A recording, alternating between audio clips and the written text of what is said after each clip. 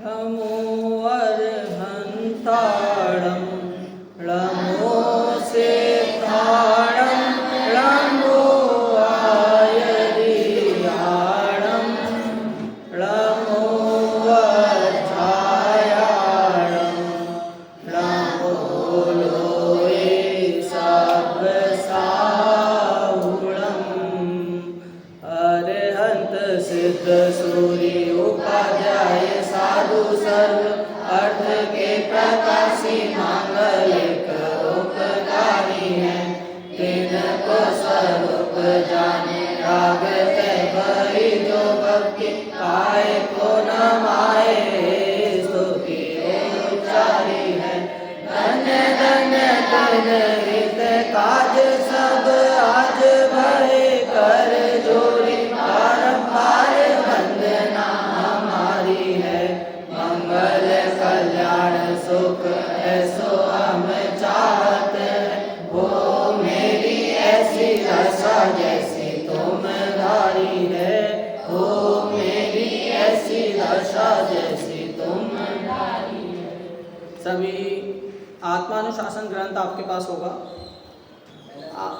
उसमें सबसे पहला जो छंद है वो निकालो, उसका मंगलाचरण, जहाँ पर आचार्य वर्ण श्री गुणभद्र स्वामी प्रणीत ऐसा लिखा है, आत्मानुशासन ग्रंथ है, वो वाला छंद निकालो। प्रस्तावना के बाद ऐसी सूची आएगी, यहाँ पर ऐसे ऐसे छंद हैं, फिर इसके बाद वाले जो छंद हैं यहाँ पर आओ। चलिए यहाँ से ग्रंथ का मंगलाचरण अपन करते हैं। श्री जिन शासन गुरु नमो नानाविध सुखकार आत्महित उपदेश ते करे मंगलाचार। सोहे जिन शासन में आत्मानुशासन श्रुत जाकी दुख हारी सुखकारी साची शासना। जाको गुण भद्र करता गुण भद्र जाको जाने भद्र गुण धारी भव्य करत उपासना। ऐसे सारे शास्त्र को प्रकाशे अर्थ जीवनी को बने उपकार नाशे मिथ्या भ्रम वासना। ताते देश भाषा करी अर्थ को प्रकाश करो जाते मंद बुद्धि हुके होत अर्थ वासना। जाते मंद बुद्धि हुके होत अर्थ वासना। उसी के अगले पेज पे संस्कृत में लिखा है। एक बार आधा मैं पढ़ता हूँ, आधा आप पढ़ना, ठीक है। लक्ष्मी निवास निलयम विलीन विलयम निधाय रदिवीरम।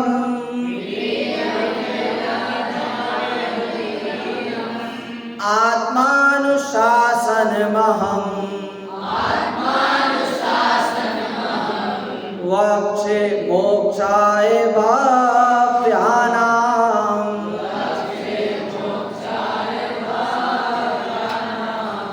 जो लक्ष्मी के निलय रूप उन अविनाशी प्रभु को धार ग्रंथ रचो आत्मानुशासन भव्य जनों को है शिवकार। चिंता नहीं करो, अपन पाठ नहीं कर रहे हैं, ये पूरा मंगलाचरण था। कैसे अपन ने हिंदी का मंगलाचरण और संस्कृत का मंगलाचरण अलग अलग क्यों किया भाई? जो अपन ने सबसे पहले हिंदी के छंद पढ़े वो लिखे हैं टोडरमल जी, नाम सुना है? हाँ, तो उन टोडरमल जी ने जो हिंदी में मंगलाचरण किया है और फिर इसके बाद जो अपन संस्कृत का मंगलाचरण पढ़ रहे हैं वो लिखा है गुणभद्राचार्य। कौन से आचार्य? सब बोलो, गुणभद्राचार्य। और फिर इसके बाद जो अपन ने वापस से हिंदी में पढ़ा वो लिखा है अभय कुमार जी देवलाली। नाम सुना है? नहीं सुना? अभय जी देवलाली अभी शास्त्री हैं, उन्होंने इसका हिंदी अनुवाद लिखा है। तो इस प्रकार अपन ने मंगलाचरण किए। टोटल कितने लोगों के इसमें मंगलाचरण हो गए? 3। वास्तव में देखें तो 2 लोगों के हैं, एक तो टोडरमल जी के और एक गुणभद्राचार्य जी के। जो गुणभद्राचार्य जी का मंगलाचरण है वो हिंदी में लिखा किसने? अभय कुमार जी ने। ठीक है, अपनी ये चर्चा अपन लोगों की तो चल रही थी, बड़े लोगों की। छोटे बच्चों को एक बार अपन शॉर्ट में यदि बताएं क्या क्या चर्चा हुई हमारी। मंगलाचरण किया तो गुणभद्राचार्य, भद्र मतलब पता क्या होता है? अच्छा, अच्छे गुण वाला। हाँ, तो जो गुणभद्राचार्य मतलब जिनके पास अच्छे गुण हैं। कैसे अच्छे गुण? रोज बढ़िया अच्छा खाना खाते हैं वो वाले? अच्छे से गेम खेलते हैं वो वाले? नहीं। कौन से अच्छे गुण? कि वो इस गुण के धारी हैं, मतलब अपने के अलावा और पर द्रव्यों में उनकी ब्रह्म बुद्धि नहीं होती। जब जिनवाणी की बात चलती है तो ऐसे हाँ करके उबासी नहीं लेते। तो वो कौन है? गुणभद्राचार्य। कौन है? हाँ, गुणभद्राचार्य। तो अब गुणभद्राचार्य क्या कह रहे हैं कि मैं जो महावीर भगवान हैं उनको हृदय में विराजमान करता हूँ। कहाँ पर हृदय में विराजमान? यहाँ करते हैं विराजमान। भगवान की मूर्ति ऐसे ले लेते हैं तो विराजमान हो जाएंगे? नहीं। क्या उनके जो 11 शिक्षाएं हैं, जो उनके सिद्धांत हैं, उनको धारण करता हूँ। इसका मतलब क्या हुआ? हृदय में विराजमान करता हूँ। और क्या करता हूँ? ऐसे महावीर भगवान। कैसे महावीर भगवान? जिन्होंने कर्म शत्रुओं को नाश कर दिया है। आंडव कैसे नाश किया? तलवार से? बंदूक से? राइफल से? नहीं। कैसे नाश किया? अपनी आत्मा के बल से। उन्होंने कोई हथियार लेने पड़े क्या उनको? आपने वो वाली भक्ति सुनी है, चाहा मुझे है दर्शन की? उसमें ये वाली पंक्ति सुनी है, हाथ पे हाथ धरे ऐसे करना कुछ ना रहा जैसे, फौज भगाई कर मन की प्रभु के चरण स्पर्शन की। कैसे फौज भगाई? डंडा लेके? नहीं। कैसे? हाथ पे हाथ धरे ऐसे करना कुछ ना रहा जैसे। आपसे कोई पूछे, क्या पूछे? मोक्ष में क्यों जाना है? क्यों जाना है? वहां तो कुछ काम ही नहीं है, ऐसे ही बैठे रहते हैं, ऐसे ही बैठे रहते हैं ना, कुछ काम नहीं है ना। तो उनसे क्या कहना कि हमें कुछ नहीं करना इसलिए तो मोक्ष में जाना है, हाँ? हमें होमवर्क नहीं करना इसलिए तो मोक्ष में जाना है। सही बोल रहे हैं ना? पढ़ाई नहीं करना इसलिए तो मोक्ष में जाना है। अरे भाई यहाँ पे ये सब मत लगाना, वरना तुम्हारी टीचर मोक्ष में पहुंचा देगी। कहाँ? तो अपन को तो इस संसार से दूर रहना है, मतलब कोई टेंशन नहीं लेना, सभी टेंशन से पार होना है, कोई विकल्प नहीं करना, इसलिए हमें मोक्ष में जाना है। हाँ, यहाँ पर अपन ने इस तरह मंगलाचरण किया। और एक और चीज मंगलाचरण में आई, श्री। श्री मतलब लक्ष्मी। लक्ष्मी मतलब क्या? पैसा? नहीं नहीं आदित्य, पैसा नहीं, हाँ या ना? नहीं। श्री मतलब लक्ष्मी, सही बात है। पर यहाँ पर लक्ष्मी किस रूप में ली? अंतरंग लक्ष्मी और बहिरंग लक्ष्मी।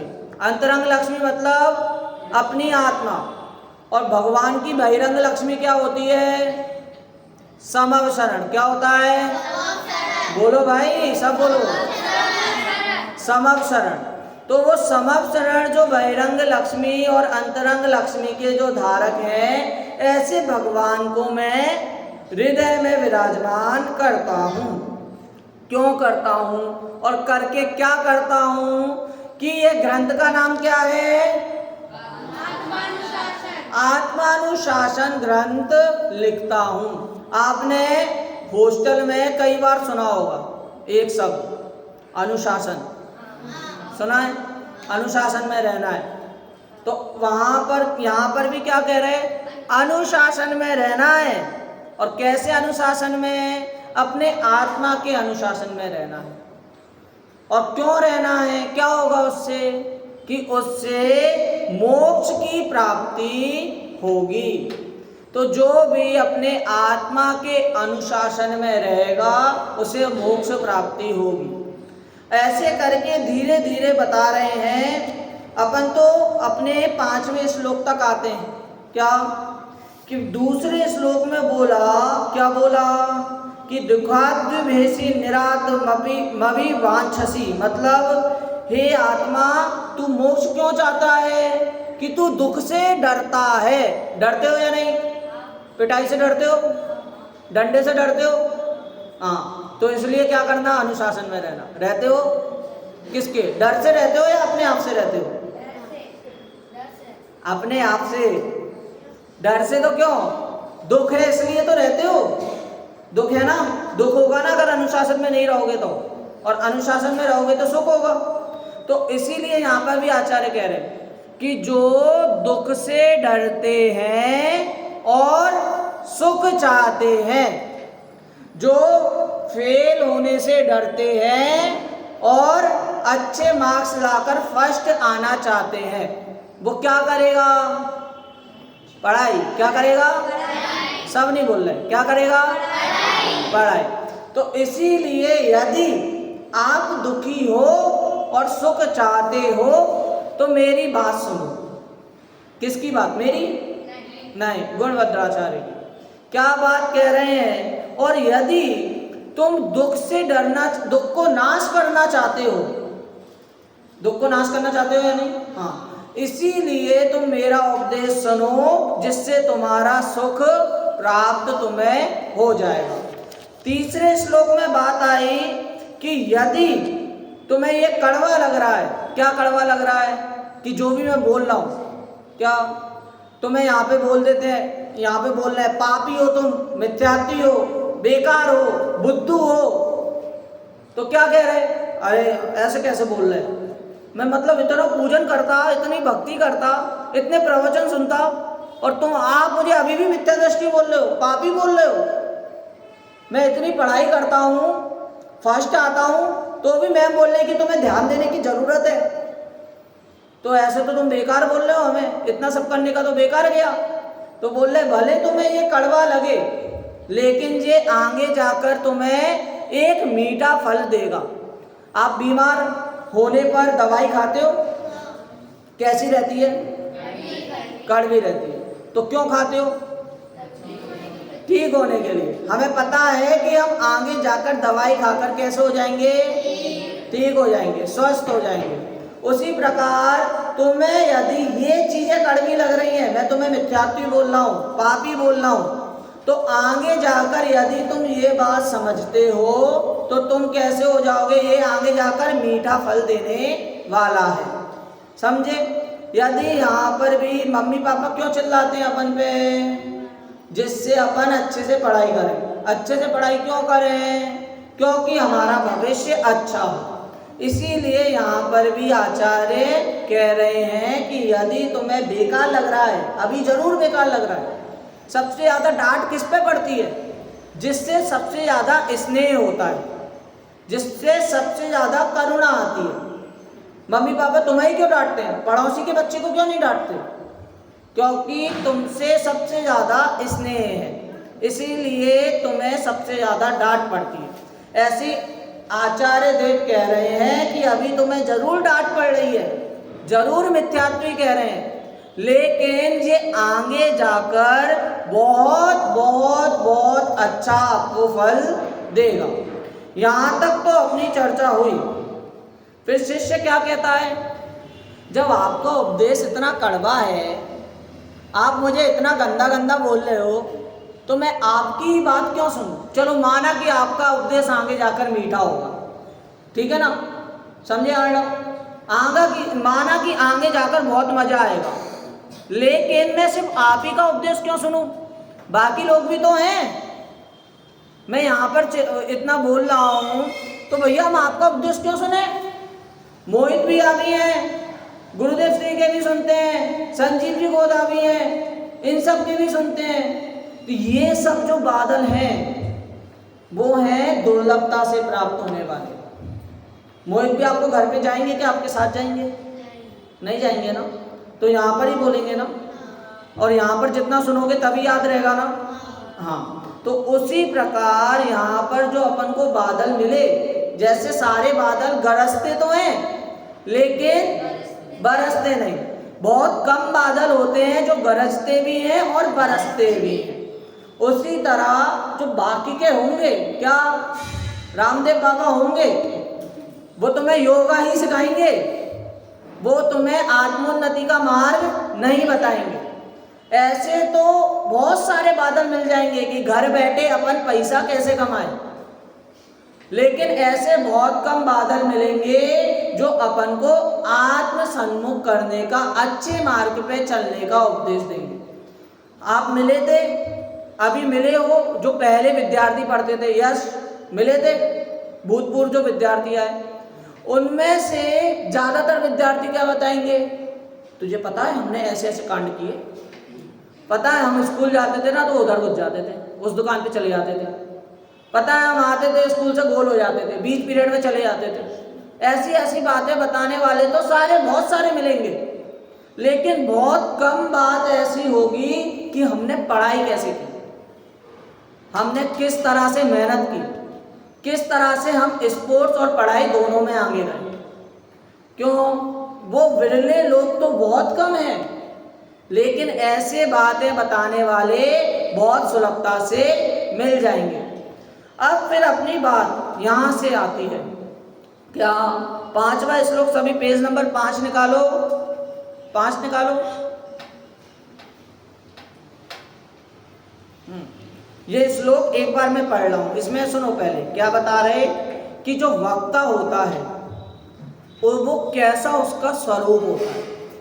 आप देते हो ना, वक्तृत्व देते हो अपना, वक्तृत्व बोले तो यहाँ पर जो गोष्ठी चलती है वो बोलते हो, उसे कहते हैं वक्तृत्व, उसे कहते हैं जो बोलने वाला होता है उसे कहते हैं वक्ता।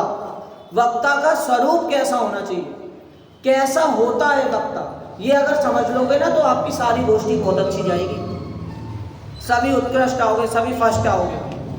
तो ठीक है, समझना है ये, हाँ जी कि ना जी? फर्स्ट आना है, गोष्ठी में आना है। हाँ, तो देखो अभी क्या होते हैं, देखो पेज नंबर 5 श्लोक नंबर 5, आधा मैं पढ़ूंगा, आधा आपको रिपीट करना है। प्राज्ञा प्राप्त समस्त शास्त्र हृदया,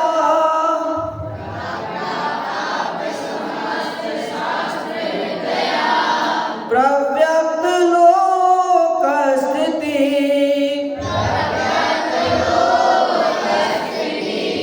प्रास्ताश प्रतिभा परः प्रसमवान्,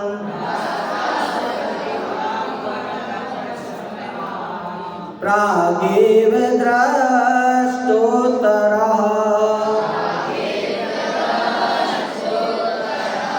प्रायः प्रश्न सह प्रभु परमनो,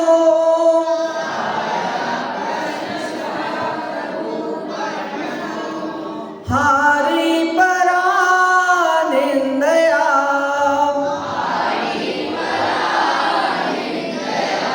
ब्रूयात् कर्म कथां गणि गुणनिधि,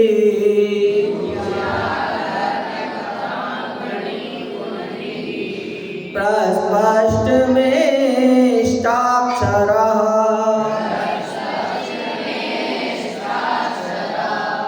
वाह, सबने पढ़ा? आपकी बुक कहाँ है? आगे वालों नहीं है, क्यों नहीं है? अभी बाहर जाके है ना गुलाब जामुन मिलेंगे, तब उसमें तो आप उचकोगे क्या गुलाब जामुन खाना है, उसमें अच्छे हैं, बढ़िया हैं। और यहाँ पर जब बुक्स दे रहे थे तो आपने ऐसे हाथ बढ़ाया? नहीं बढ़ाया, क्यों? उसमें रुचि नहीं। हाँ ठीक है, तो यहाँ पर क्या क्या कह रहे हैं कि भैया जो वक्ता है कैसा होना चाहिए, वास्तव में उसका क्या लक्षण है। हिंदी में एक बार अपन पढ़ते हैं, धर्म कथा कहने का अधिकारी हो, प्रज्ञायुत शास्त्र हो, प्रतिभा संपन्न चीड़ आशामय लोक स्थिति का वे, प्रसव प्राप्त दृष्टा प्रश्नों का प्रश्न सहन करने वाला, प्रभुतायुत गुण निधि मृदुभाषी, सबका मन हरने वाला। प्राज्ञ, प्राज्ञ बोला ना, पहला शब्द क्या लिखा है श्लोक में? वक्ता कैसा होना चाहिए? पहला क्या? प्राज्ञ। पहला क्या? प्राज्ञ। प्राज्ञ मतलब होता है ज्ञानी। क्या? ज्ञानी होना चाहिए। आप यहाँ पर आए अच्छे से तैयारी करके, बढ़िया प्रश्न, बढ़िया प्रवचन की अच्छी तैयारी, गोष्ठी की अच्छी तैयारी, हमने तो इतना सारा पढ़ा तो भी हमारी गोष्ठी फेल हो गई। क्यों? आप तो कह रहे ज्ञानी होना चाहिए, हम थे ना ज्ञानी, तो भी हमारी गोष्ठी में नंबर नहीं आया। कैसा ज्ञानी? ये समझो, कैसा ज्ञानी?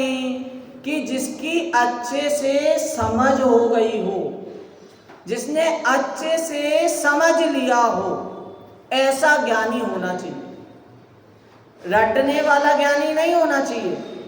रटा तो अपन ने बहुत सारा है। कैसा? जिनवाणी की बातें समझ सके। क्या कहती है जिनवाणी में? क्या लिखा है? क्या लिखा है? एक अपन भक्ति करते हैं। अपन कौन सी भक्ति करते हैं? साधुवाद वाणी की भक्ति करते हैं, वीतराग वाणी की भक्ति करते हैं, वीरा प्रभु के ये बोल बोल इसकी भक्ति करते हैं। लेकिन उसमें मतलब क्या है? समझना आना चाहिए, नए ज्ञान होने चाहिए। कैसे नए ज्ञान?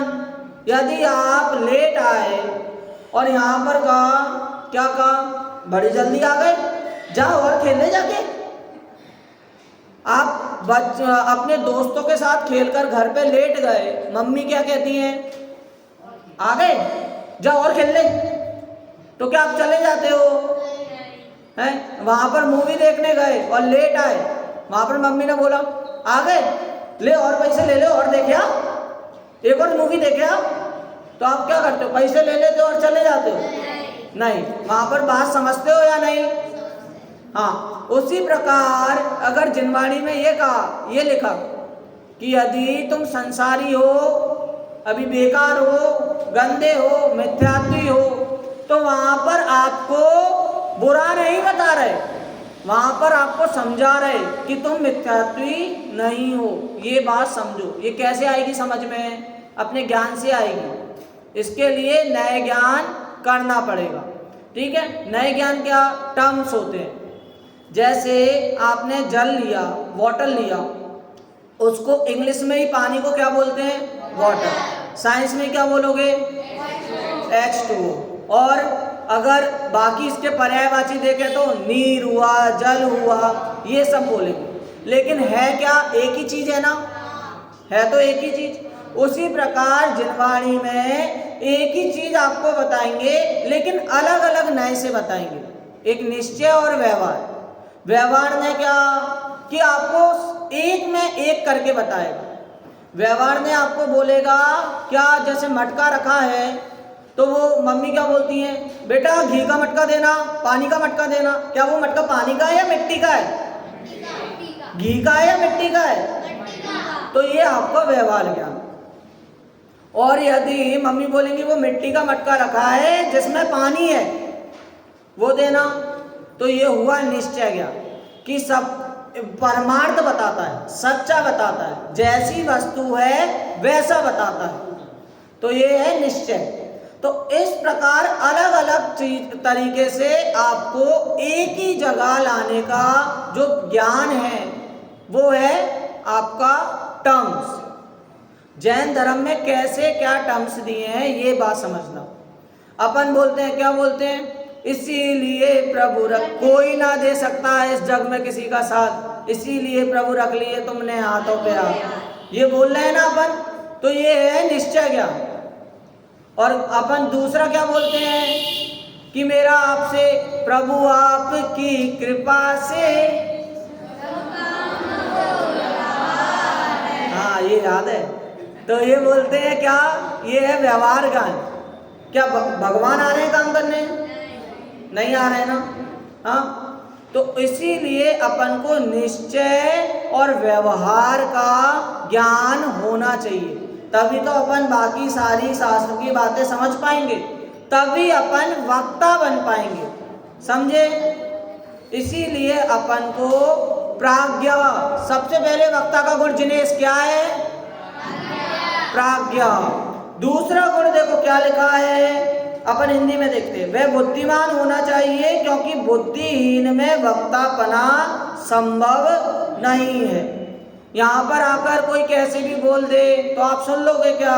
कुछ भी बोल दे नहीं ना, उसको ज्ञान होना चाहिए। आपको गोष्ठी में भी यदि याद नहीं होता तो क्या होता है, भैया क्या बोलते हैं, आपने याद नहीं की तो मजा भी नहीं आया सुनने में। यही हुआ ना, कहा था कल, कहा था ना, याद नहीं किया तो मजा भी नहीं आया। क्यों? क्योंकि आपको उस चीज का ज्ञान नहीं है। अब दूसरा क्या कहते हैं, दूसरा बिंदु देखो, वह समस्त शास्त्रों के रहस्य का जानकार होना चाहिए क्योंकि शास्त्रों के सांगोपांग ज्ञान बिना यथार्थ अर्थ भाषित नहीं होता। ठीक है, सांगोपांग मतलब पूरा उसे ज्ञान होना चाहिए। यदि आप तैयारी करके आए यहाँ पे, उस समय तो आपने प्रवचन अच्छे बोल दिए, ठीक है, सबने मान लिया अरे वाह क्या प्रवचन करते हैं, और जब उसको पता ना हो कि अगले दिन ये मेरे को वापस बोल देंगे और बोल दें कि प्रवचन करो, तब सिट्टी पिट्टी गोल हो जाए। क्यों? क्योंकि अपन ने उस समय तो तैयारी नहीं की है, लेकिन धीरे धीरे जब अपनी तैयारी होती जाती है तो अपने सामने एकदम से कोई भी शास्त्र आए तो अपन उस पर तैयारी कर सकते हैं। परंतु अभी उस चीज का ज्ञान ना होने के लिए, ना होने के साथ हमें इतना ज्ञान नहीं होता कि हम इस विषय में क्या बोलें। अभी तो 6 द्रव्यों पर अच्छी अच्छी बात हो गई, बाद में कल आए और कल एकदम से रोड पे मिल जाए, सुबह का टाइम हो और अभी अभी प्रवचन का समय हो, ट्यूशन की छुट्टी हो, वहाँ उनसे बोल दे कि अभी कोई वक्ता नहीं है, जाओ तुम्हें प्रवचन करना है, ये वाला ग्रंथ चल रहा है, तब क्या बोले, अरे मैं कैसे करूँ, तैयारी नहीं है। तो वहाँ पर क्या, क्योंकि उसको शास्त्र का अध्ययन नहीं है। यदि आपका मैथ्स का चैप्टर चल रहा है तो मैथ्स में आपने एक सम तो कर लिया तैयार करके, लेकिन उसी चैप्टर का दूसरा सम अगर बोला और आपकी तैयारी अच्छे से नहीं है उस चैप्टर की, तो वो आप नहीं कर सकते, यही समझना। तीसरा क्या कहते हैं, वह लोक व्यवहार का ज्ञाता होना चाहिए क्योंकि लोक रीति के ज्ञान बिना वह लोक विरुद्ध वर्तन करेगा। जैसे यहाँ पर सभी लोग बैठे हैं, ठीक है, सबसे ज्यादा कौन है, बच्चे हैं या बड़े हैं? अच्छा, और बड़ों के हिसाब से यहाँ पर ज्यादा चर्चा होने लगी, गुण स्थान, मार्ग स्थान, जीव प्ररूपणा, इन सब का वर्णन यहाँ पे करेंगे तो कुछ घुसेगा दिमाग में, पल्ले पड़ेगा आपके नहीं। चलो एक और बात छोड़ो, यहाँ पर सब आप पब्लिक प्लेस में हो, सब हैं, जैन हैं, मुसलमान हैं, हिंदू हैं, सब लोग हैं, और वहाँ पर आप क्या कहो, वहाँ पर कहो कि एकमात्र जैन धर्म ही सच्चा धर्म है, तो क्या वहाँ पर क्या होगा, वहाँ पर सारा काम आपका खराब हो जाएगा। क्यों? वहाँ पर बोलेंगे हमारा धर्म अच्छा नहीं है, सिर्फ जैन धर्म अच्छा है। यदि आप यहाँ पर बोलो तो ये बात ठीक है, लेकिन यदि वहीं पर ही ऐसे बात बोलो तो वो लोक विरुद्ध बात हो जाती है। तो इसमें क्या हुआ कि तीसरा पॉइंट क्या, कि लोक का ज्ञान भी उसको होना चाहिए। लोक का ज्ञान मतलब वास्तविक परिस्थिति, वर्तमान में जो परिस्थिति है, वर्तमान में जिस प्रकार के लोग बैठे हैं वैसा वक्ता को बोलना है। पहला पॉइंट इसका क्या था, ज्ञानी होना चाहिए, प्राज्ञा होनी चाहिए, ठीक है। पहला पॉइंट क्या, ज्ञानी होना चाहिए। पहला पॉइंट क्या, सब बोलो। दूसरा पॉइंट क्या, बुद्धिमान नहीं, जिनवाणी का उसको अध्ययन होना चाहिए। दूसरा पॉइंट क्या, दूसरा पॉइंट क्या, तीसरा पॉइंट क्या, अभी जो बोला, लोक विरुद्ध बातें नहीं होनी चाहिए। तीसरा पॉइंट क्या, जिनियम। तीसरा पॉइंट क्या, लोक विरुद्ध बातें नहीं होनी चाहिए। आपको पता, छिंदवाड़ा में कोई प्रवचनकार अगर जा रहे हैं तो वहां पर उसको जेल भी ले जाते हैं प्रवचन करने। तो वहां पर प्रवचन के लिए जेल के कैदियों के पास भी ले जाते हैं, और वहां पर यदि वो कैदियों से कहे क्या मिथ्यात्वी हो तुम, पापी हो इसलिए पढ़े हो, कैदी सोचेंगे पापी तो हैं हम, एक और पाप होने वाला है क्या, वहां पर अभी तो है हम पापी, अभी और एक और पाप होने वाला है, मतलब वहां पर आपकी पूरी चटनी मिट गई क्या। क्योंकि यदि आप उनके अनुकूल बात नहीं कह रहे तो वहां पर श्रोता क्या है, या तो भड़केगा, या तो दुखी होगा, या तो खेदकीर्ण होगा। क्यों शुभ है ना, वहां पर पेन ऐसे ऐसे पैर में नहीं करेगा, वो सीधे मार देगा। तो वहां पर यदि कैदी से ये कह रहे, क्या कहना चाहिए उसको कि प्राग अभावों का ज्ञान कराना चाहिए। भाई जो भूतकाल में हुआ वर्तमान में वैसा नहीं है, सुधर सकते हैं, और क्या कर्मों से भिन्न है, पाप जो किए उसको अपन नाश कर सकते हैं, ऐसा अगर उसको ज्ञान दे तो ही सही है। वहां पर यदि तुम पापी मिथ्यात्वी हिंसा कसाई का ज्ञान दोगे तो वहां पर वो पापी मिथ्यात्वी कसाई बन जाएंगे। तो इसीलिए लोक विरुद्ध बातें नहीं होनी चाहिए। ठीक है, फिर से बोलो, पहला पॉइंट क्या, आवाज नहीं आई, पहला पॉइंट क्या, एक ही बात, प्रज्ञा ज्ञानी दोनों समानार्थी है। पहला पॉइंट क्या, दूसरा पॉइंट क्या, जिनवाणी का अध्ययन होना चाहिए। दूसरा पॉइंट क्या, तीसरा पॉइंट क्या, तीसरा पॉइंट क्या, ठीक है। अब चौथा पॉइंट यहाँ आता है कि उसे आशावान नहीं होना चाहिए। आशावान बोले तो मैं अच्छे से दूंगा, यहाँ पर वक्ता बहुत अच्छे से करूंगा, अपनी वक्तृत्व शैली इतनी अच्छी करूंगा कि जो चाचा जी बैठे हैं वो मुझे 100 का नोट दे दे।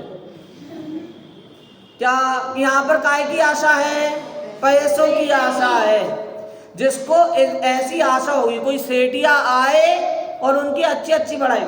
आज हमारे सामने, हमारे बीच में ऐसे ये आए हैं, इनके इतने इतने बिजनेस हैं, तो भी धर्म में इतनी प्रभावना कर रहे हैं। किस आशा से करना, पैसे की आशा से करना, मात्र पैसे की आशा भी नहीं, और भी क्या आशा कि मैं अगर अच्छे से प्रवचन करूंगा, अच्छे से वक्ता रहूंगा, वक्तृत्व शैली मेरी अच्छी रहेगी तो मेरी तारीफ होगी, मेरी व्हाट्सएप पे ग्रुप पे फोटो जाएगी, ऐसी आशा रहना।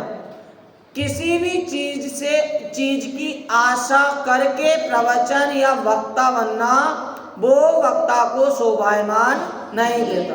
ठीक है सूर्यांश, अच्छे से मैं गोष्ठी बोलूंगा तो क्या होगा, सर्टिफिकेट मिलेगा, गिफ्ट मिलेगा। ऐसी आशा से भी जो गोष्ठी बोलता है उसका तो फाइनल से फाइनल गोष्ठी में नंबर आता ही नहीं है।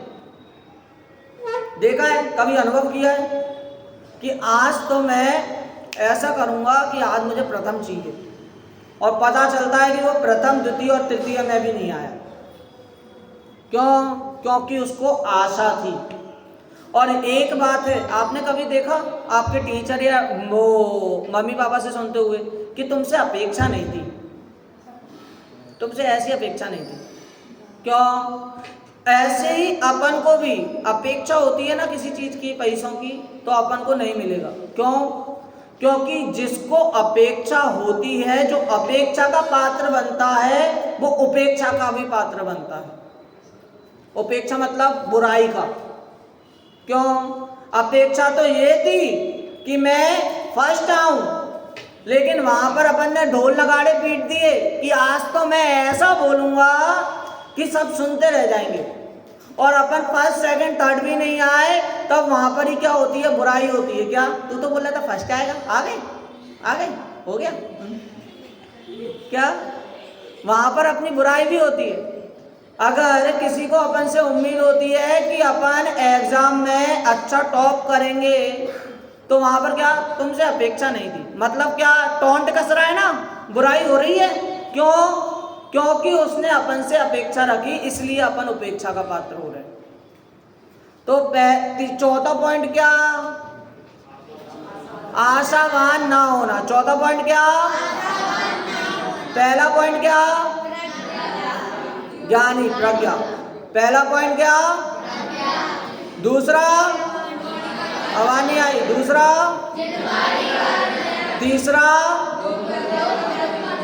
तीसरा और चौथा। हाँ देखो, चौथा पॉइंट अपन ने पूरा नहीं पढ़ा। क्या लिखा? वह आशावान महत्वाकांक्षी नहीं होना चाहिए, क्योंकि आशावान होने पर वह श्रोताओं का मनोरंजन करना चाहेगा, यथार्थ अर्थ का प्ररूपण नहीं करेगा। हाँ, आपको बीच बीच में अलग अलग चुटकुले सुनाएगा, मतलब अर्थ से अर्थांतर हो जाएगा। जो अपना विषय चल रहा है उससे कहीं और ही पहुंच जाएगा, किसी की तारीफ करने में पहुंच जाएगा, किसी की बड़ाई करने में पहुंच जाएगा। क्यों? क्योंकि वो महत्वाकांक्षी है। हाँ, कुछ नहीं तो अपनी सभा की इतनी अच्छाई करेगा कि मेरी सिर्फ तारीफ ही मिल जाए।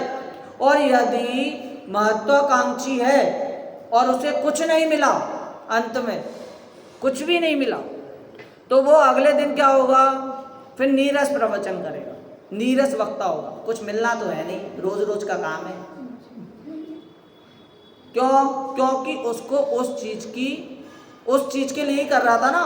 यदि आप जॉब कर रहे हो, हाँ, वहां पर आपके 1 महीने 2 महीने 3 महीने हो गए और आपकी क्या है सैलरी इतनी की उतनी, या तो सैलरी मिली नहीं, तो आप क्या करोगे? आप अपने काम में कैसे कर दोगे? बहुत ढीलापना दे दोगे। क्या? वैसे भी पैसे देने नहीं है, कैसा भी काम हो बाहर टालोगे। उसी प्रकार यहाँ पर भी यदि आशावान है तो वहाँ पर भी आप क्या करोगे? यहाँ पर भी कि नॉर्मली वही चीज़ करोगे कि बस इसका अर्थ किया, ये पढ़ा, छंद श्लोक पढ़ा, अर्थ कर दिया और चले गए। क्यों? कुछ मिलना तो है नहीं। क्यों इतना ज़्यादा टाइम लें? क्यों इतना ज़्यादा अपन पूरा अर्थ वगैरह करें, विस्तार करें? क्यों करें? क्योंकि हमें तो कुछ मिलना नहीं है। ऐसी अगर आशा होगी तो पाप तो लगेगा ही लगेगा, और साथ में क्या होगा? क्रोध कषाय और मान कषाय आदि अपनी बढ़ेगी, वृद्धि होगी। अपन तो भक्ति भी करते हैं ना, कैसी अपनी भक्ति होनी चाहिए? निर्वांछक हो भगवन ये आराधना हमारी, होवे दशा हमारी बस जैसी हुई तुम्हारी। रत्नात्रय का मार्ग चले हम, पावे मुक्ति द्वार यही सरदान हमारा। नमन हो तुम्हें हमारा। अपन तो भक्ति में भी बोलते हैं कि हमारी भक्ति कैसी हो? निर्वांछक हो, मतलब किसी चीज की आशा हमें ना हो। और भी एक और भक्ति बोलते हैं, याद आ रही है कोई को भक्ति? ऐसी कोई भक्ति जिसमें निर्वांछक बना, विषयों की साम्य भाव धन रखते हैं और विषयों की अभिलाषा ले जो शरण आपकी आते हैं। वीतराग मुद्रा लग कर वो निर्वांछक हो जाते हैं। भिक्षा लेने आते हैं और दीक्षा लेकर जाते हैं। वो स्वयं पूर्ण अपने में यह एक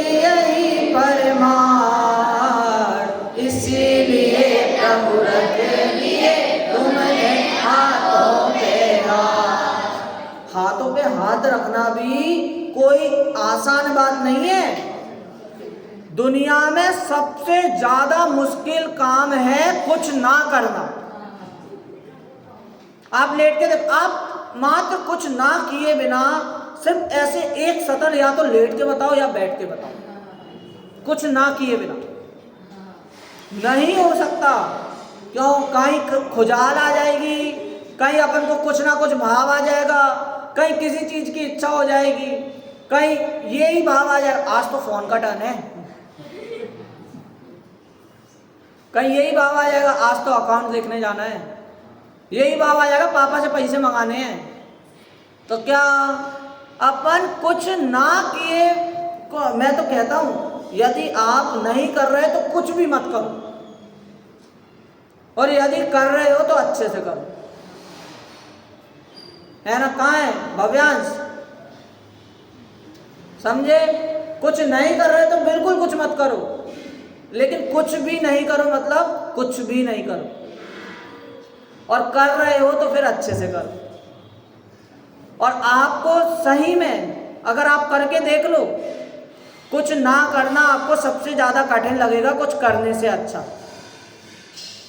तो इसीलिए यहाँ पर भी कह रहे हैं, क्या कह रहे हैं कि विषयों की अभिलाषा जिसको नहीं है, वास्तव में वही है कि जो अच्छे से वक्तृत्व शैली अपनी निखार सकता है। और आगे का पॉइंट तो बहुत गजब कर दिया। देखो पहले 4 पॉइंट हुए। पहला पॉइंट क्या? पहला पॉइंट क्या? क्या? दूसरा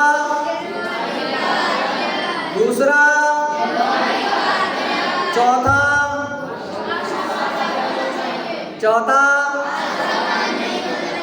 तीसरा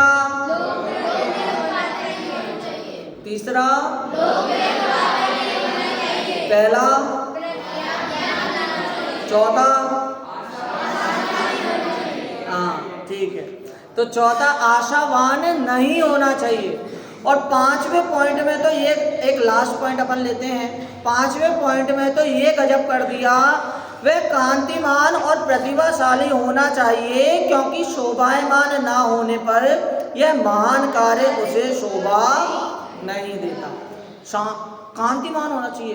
कैसा कांतिमान? मस्त हैंडसम होना चाहिए, अच्छा बहुत सुंदर दिखना चाहिए, जिसको देख के ही ऐसा लगे कि अपन बढ़िया बैठे ही रहे, अपन को इसके साथ फोटो खिंचानी है, सेल्फी खिंचानी है, ऐसा भाव है। ऐसा नहीं तो कैसा होना चाहिए? जो अच्छे से, जिसका हेलो नियोग क्या हुआ? त्रियंच पता है? त्रियंच देखें तब, त्रियंच मतलब जानवर देखें, घोड़ा देखा है? घोड़े के यहाँ पे ऐसे क्यों लगाते हैं अपन? क्योंकि इधर उधर ना देखें, फोकस सामने रहे।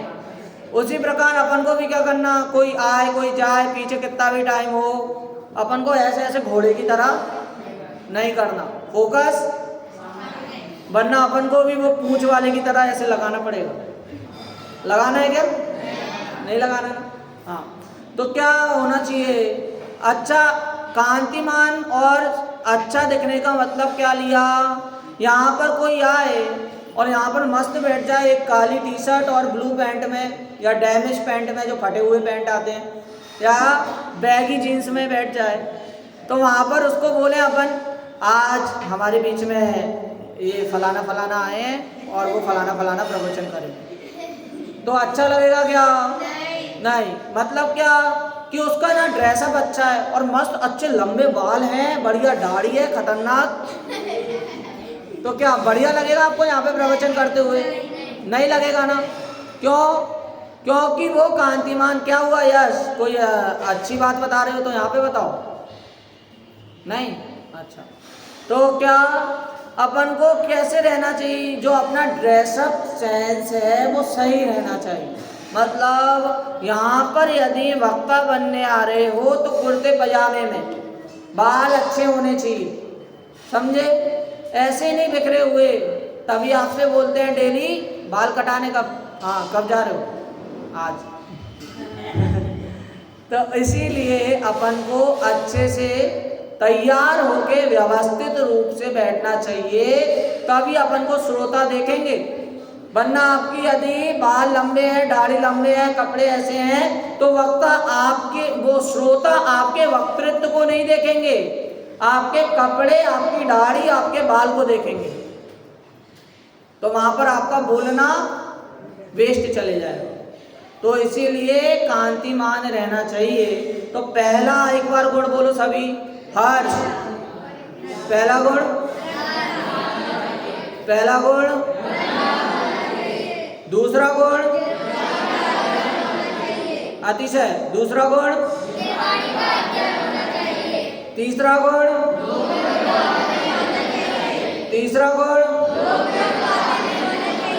हाँ कन्नड़ बोलो। तीसरा गुण बोलो, लोक विरुद्ध बात नहीं करना चाहिए। चौथा गुण, पांचवा गुण, पांचवा गुण, दूसरा गुण, चौथा गुण, पहला गुण, तीसरा गुण, पांचवा गुण, दूसरा गुण। अरे यार, चौथा गुण, ठीक है। इस तरह अपन वक्ता के स्वभाव और वक्ता के स्वरूप को समझें तो अपनी वक्तृत्व कला भी निखरेगी, और वक्तृत्व कला निखरेगी तो अपना ज्ञान निखरेगा, और ज्ञान निखरेगा तो अपन शीघ्र ही मोक्ष लक्ष्मी का वर्णन करेंगे। इस प्रकार की मंगल भावना से आज का विषय यहीं समाप्त।